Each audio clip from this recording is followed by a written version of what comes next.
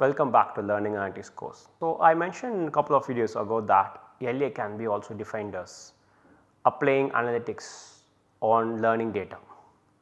If we take that definition, consider that analytics is another circle, and if you are applying analytics on learning data, that can be called learning analytics. Let us focus on that definition and start applying that definition in our course. Hence, we can apply the types of data analytics in learning analytics also. So, we organized our course in considering the types of learning analytics, then in each week we describe about each type, and we will work with the demo and data collection in each types of data analytics. What are the types of data analytics? There are 4 types: descriptive, diagnostic, predictive and prescriptive. You might be known these types when if you have done some data analytics or statistics course, they are different names, but these are the basic types in a data analytics. What is descriptive? Descriptive is like what happened. So, from the data what happened will be described by tables or charts or written words or some graphs or something like that. From those data asking why this happened is diagnostic, and if you know why it happened, asking what will happen next is a predictive, and if you know what will happen next, can we change the learner outcome, can we help the learner to achieve his goal, can we make it happen like what we want it to happen, like what we want learner to learn. So, let us briefly describe these 4 terms, and in this course every week we will talk about one type of analytics. Assume that you are going to a doctor and the doctor asks you first questions, what happened to you. So, you described your symptoms. So, describe is actually that you describing what happened to you, and based on that the doctor is asking other questions, why it happened, did you eat anything last night, or did you have a milk with coffee, whether you have something fried food. So, based on those informations, like it's comparing your symptoms with other informations you might have done, the doctor is trying to come up with the model and trying to say why would have it happen. So, it might have happened because you might have a stomach infection or you might have a fever. So, doctors already have a model for each symptoms and other indicators. There are such a type of causes, like if you have a stomach ache, you are now having some bad food or stale food, you might have a stomach infection, or you are having fever something like that. So, doctors have a basic data of yourself and also can able to predict what would have happened to you, that is a predictive model. So, based on that doctor will prescribe us tablets for you to get well, so that your body conditions get better. It is a simple analogy of LA. First you described your symptoms to doctor, then doctor diagnoses it, then doctor predicts what would have happened. In most cases this prediction is correct, in some cases the prediction may go wrong. That is why in initial screening you may not get cured, then they go for second test and multiple tests and try to identify why the exact cause. So, based on that they prescribe some medicines for you to cure. So, you can take the simple analogy of you visiting a doctor or hospital scenario for the learning analytics. Look at how it can happen. In a first video we had an example that you are a teacher and you are teaching the same course to the last 5 years of third year students or something like that, and you have access to the students data such as academic background, profile, performance, whatever data you can imagine. All the data you can collect from the students, you have it in a classroom environment. So, what data will you report and how do you report? I want you to pause this video and think about what data you will report. It is not the one class. Suppose we have 60 students in year 1 and you might have teaching for last 5 years. So, 300 students ka data. So, suppose for example 2015, 2016, 2017. So, each year there is a different set of data for 60 students. If you take performance, there will be like 60 students into 5 years. So, 60 cross 5 matrix something comes up. So, imagine this data, if you are collecting more like a performance in the midterm or performance in each questions or the profile, Imagine this data, I want you to think this data and how do you like to represent? Will you represent a bar chart, will you represent in pie chart and why? Please pause this video, write down your answers. Once you write it down, resume this video to continue. Consider you can have a lot of data like attendance, performance over years, assignment scores, the class feedback, their entry test or exit test, all this information you might have it. So, these are the data you have over last 5 years. Now, you might represent using pie chart. Pie chart may not be common for all the data representation. Pie chart to represent what happened in a certain percentage compared to other set of data. Or histograms is a nice one, or line graph or scatter plots. You can use different kind of plots to represent this data. Or simply representing your data in a tables is not enough because this data is not showing you the tendency or this statistical informations. Or you can use plots or you can use some other graphics for representing your data.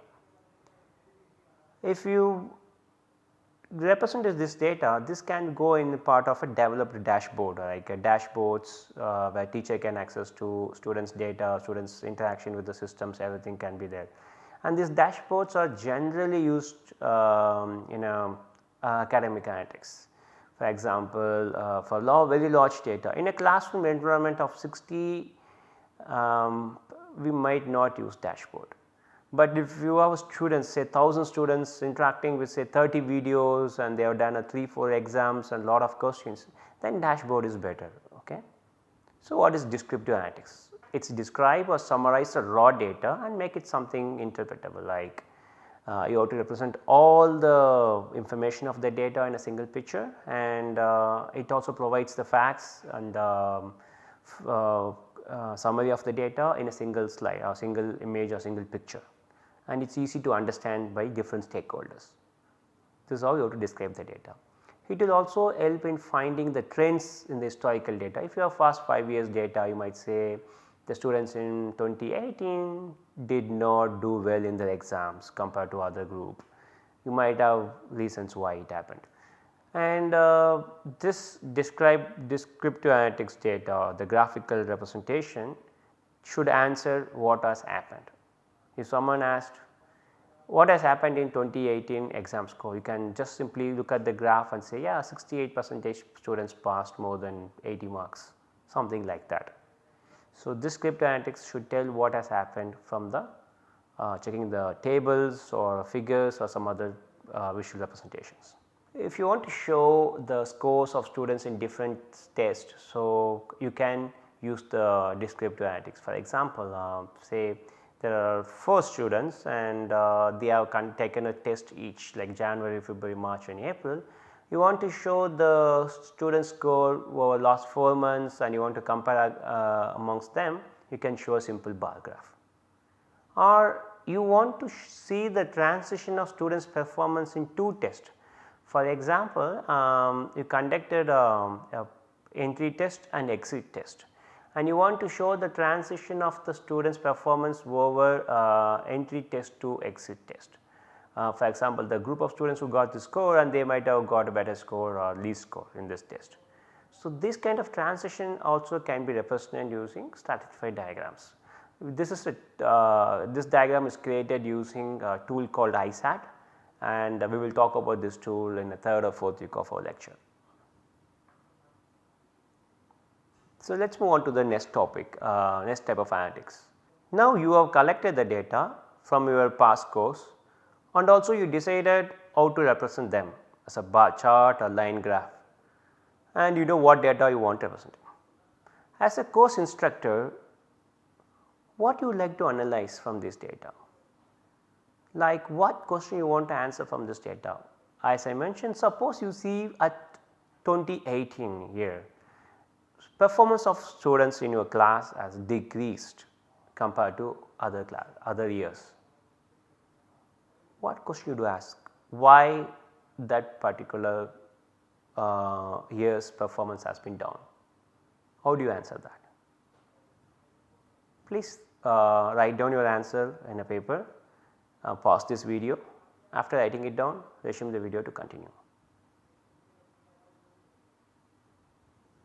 So, you can ask questions like why a student dropped out of a course, or it is a one particular student, or why a student failed in an exam, like that the student might have failed in a particular exam, why the student failed in exam, or why a student has a high failure rate, or why a school has a high failure rate.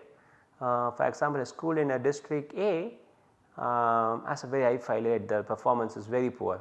Why that school has very high failure rate? So, diagnostic analytics is actually you start looking at why it happened, why this particular school or particular year a particular student is not performing well, or why the student is performing really great, why the school is achieving 100% success all the time. Then you might need to collect other variables associated with that, and you might do correlation and regression on that.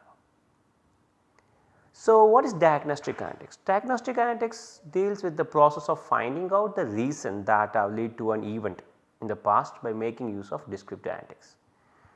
From the descriptive analytics data and trying to find out why it have happened, why this particular case, what is the reason behind this is the diagnostic analytics. It answers the question why things have happened. Then it also says that why things have happened in this way compared to the other ways. Suppose you have teaching two subjects in last 3 years.